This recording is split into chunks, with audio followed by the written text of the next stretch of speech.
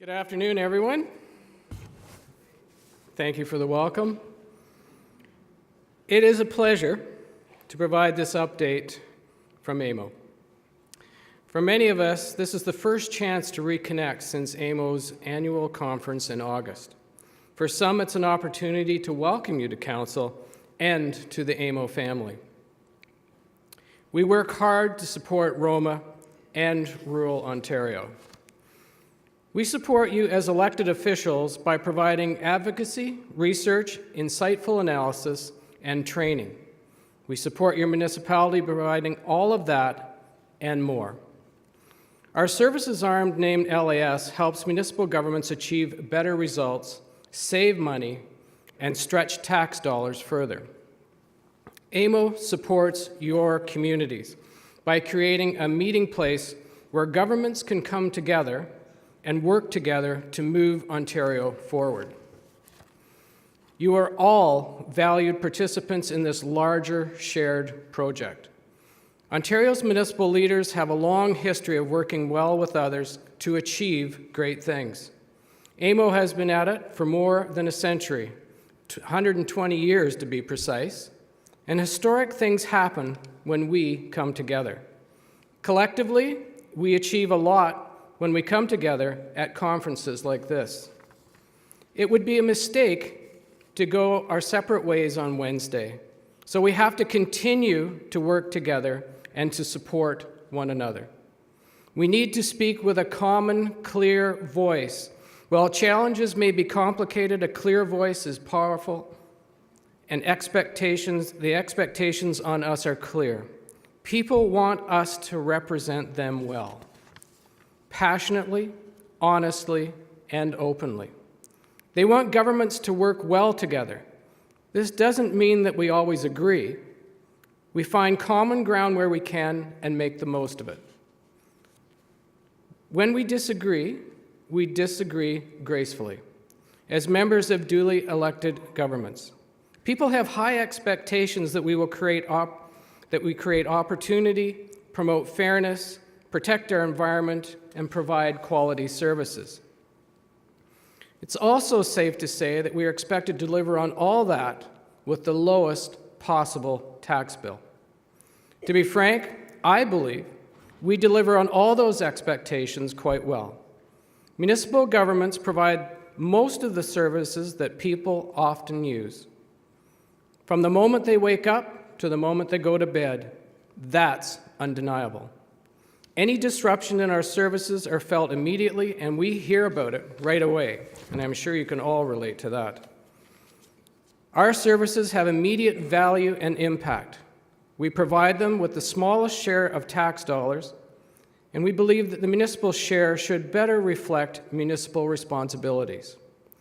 Municipal governments only collect 9% of a total household taxation. 9 cents of that tax dollar. We get funding transfers from provincial government, and you count on them. We also get transfers from the federal government, such as the Canada's Gas Tax Fund, and we all fought hard for that. Many Ontario communities count on these transfers to remain viable. Many of you rely on that to deliver basic services. We know the province is looking at transfer programs on a line-by-line basis, which suggests ministry by ministry. They are looking for ways to reduce their cost of government and reduce their deficit. AMO has strongly urged the province to take a different approach, one that doesn't substitute one problem for another. You see, Ontario's provincial and municipal governments are deeply interconnected. Look no further than the Ministers' Forum this afternoon. Most of the Cabinet is here, and no one on that panel knows who will have to answer the next question. The health sector engages the Ministry of Health. The education sector engages the Ministry of Education. The municipal sector engages most of Cabinet. Multiple ministries provide transfers, set standards, share service relationships, and enforce regulations. Working with us, the province needs to look at the big picture and proceed carefully. Municipal governments are good at innovation, as long as the province's rules don't get in the way. By looking at the big picture, we can find ways to serve the people of Ontario better. By listening, we can avoid mistakes and collateral damage. Working together, we can show Ontario's property taxpayers the respect they deserve.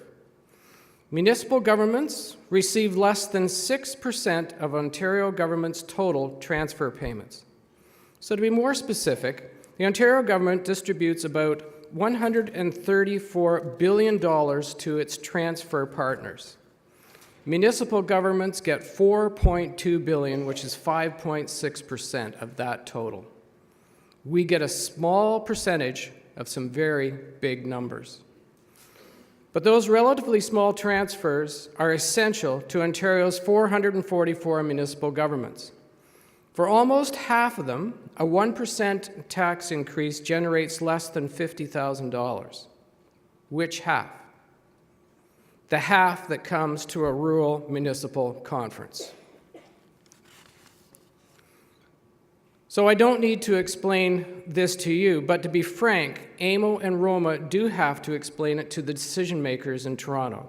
It's not their fault. They're used to working with large numbers. From the vantage point of Queen's Park, it's hard to relate to some of the challenges that you have.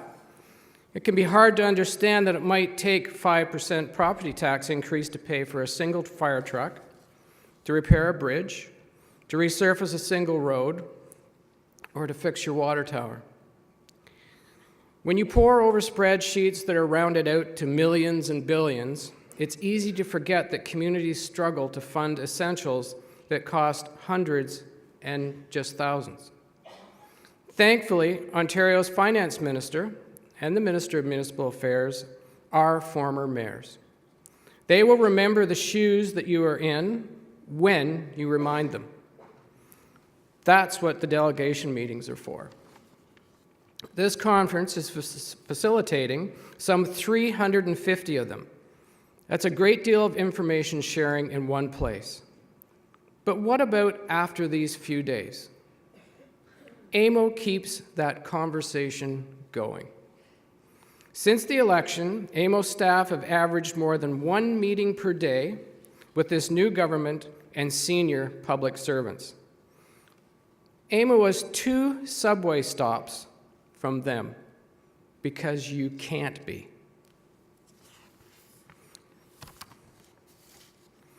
What do we talk about? Our advocacy falls into several buckets: removing barriers to service delivery, reducing or improving regulations and administrative process, streamlining infrastructure investment, increasing your ability to use tax dollars wisely, and making sure that municipal revenue matches your responsibilities. We have made some very important progress. You heard about the success in securing protection for your double-hatted firefighters. Well, I can't believe that it took years, but we never wavered, because protecting them is the right thing to do.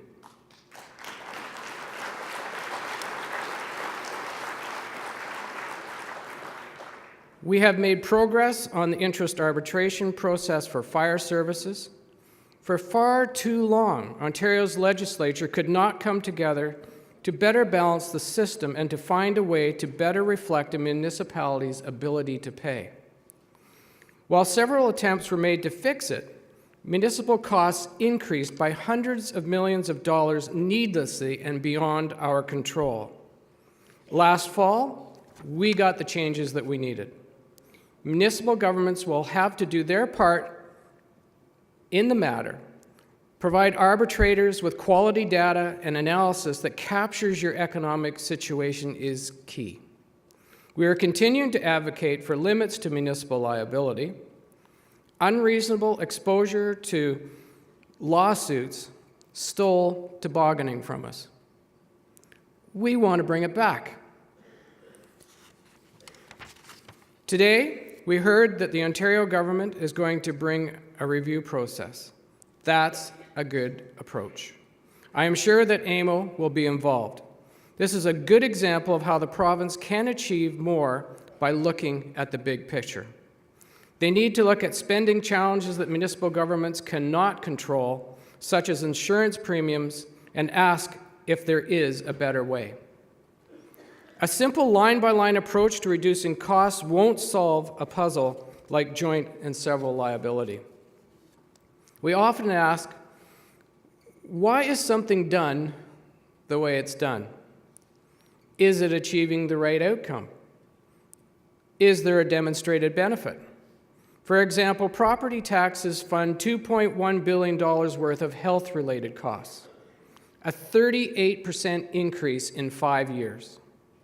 Property taxes are contributing to hospitals, to ambulance and paramedic services, to public health and long-term care.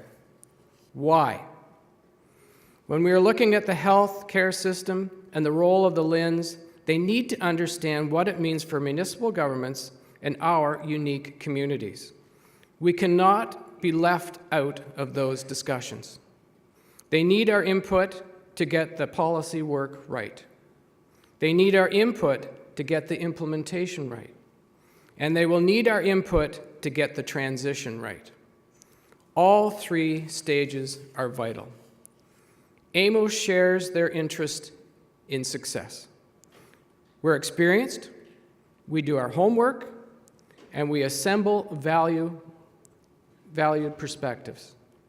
Those of you who are meeting at AMO for the first time, I would encourage you to take a look at our website. It's hundreds of pages deep.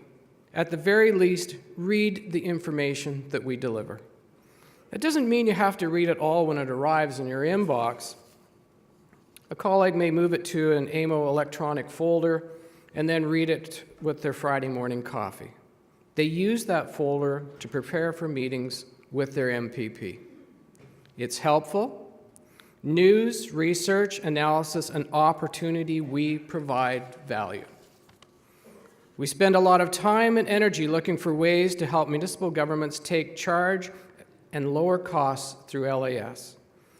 We help them lower their costs by opening doors to new approaches and larger economies of scale. For example, take the municipality of West Grey. Population 13,000, rural and settlement areas. West Grey is using LAS programs to create budget stability on electricity and natural gas pricing. We help them replace their street lights with LEDs through the LAS program. The new lights are more efficient, conserving energy and saving West Grey about $72,000 a year. That alone reduces their tax rate by almost 1%. They didn't stop at streetlights. They're using our energy planning tool to improve administrative efficiency and to meet provincial regulations. Same with the roads assessment service. It provides objective data about the condition of their roads. West Grey has a modest amount of money to invest, but they wanted to make the most of it. They used the one investment to join forces with 162 other investors. Together, they have investments worth $2 billion, earning better returns. That opens doors. West Grey gets to investment options it could not get on its own, top investment advice, and better returns, and you can join them. A contact with LAS gets them access to an independent specialist, possibly investigate closed meeting complaints, if they ever get one, and they've not had one yet. West Grey is tapping into 6 different LAS programs.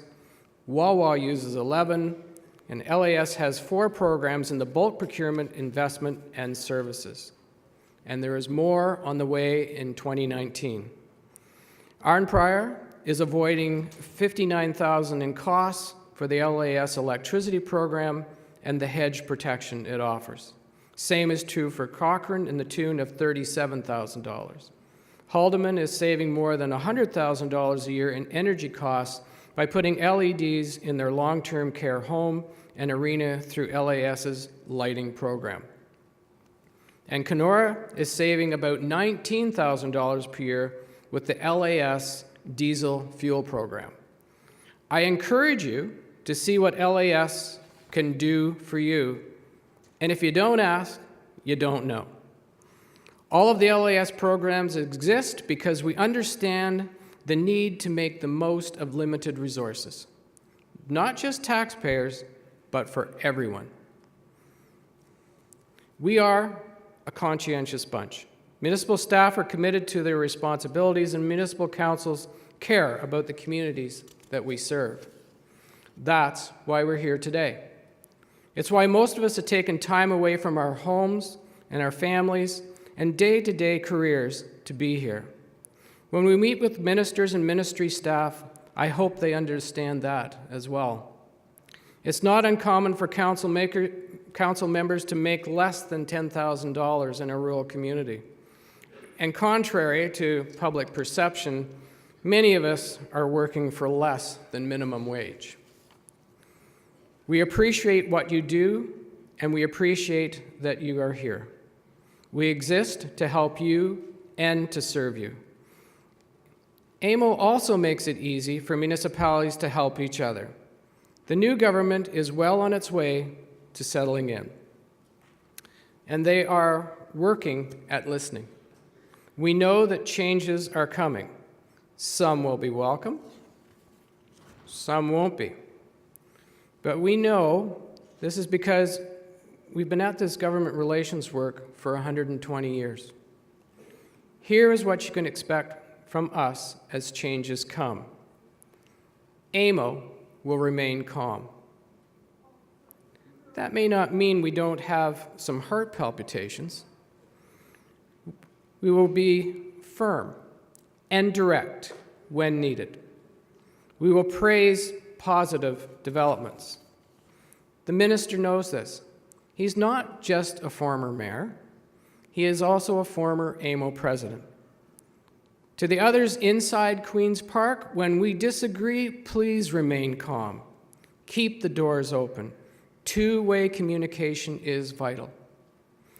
When news breaks, we push information out by email and on our Twitter feed. To you, the membership, we cannot harness your voices into one powerful and honest reflection of Ontario's municipal community if you are not plugged in. Our website will keep growing with all the details that we have. In a few months, I will be touring the province to meet with you at the NOMA conference, FNOM, and OSM, and more. And of course, I hope that you will see us all in August in Ottawa for the annual AMO conference. So again, thank you, enjoy the conference, and we look forward to an exciting afternoon. Thank you.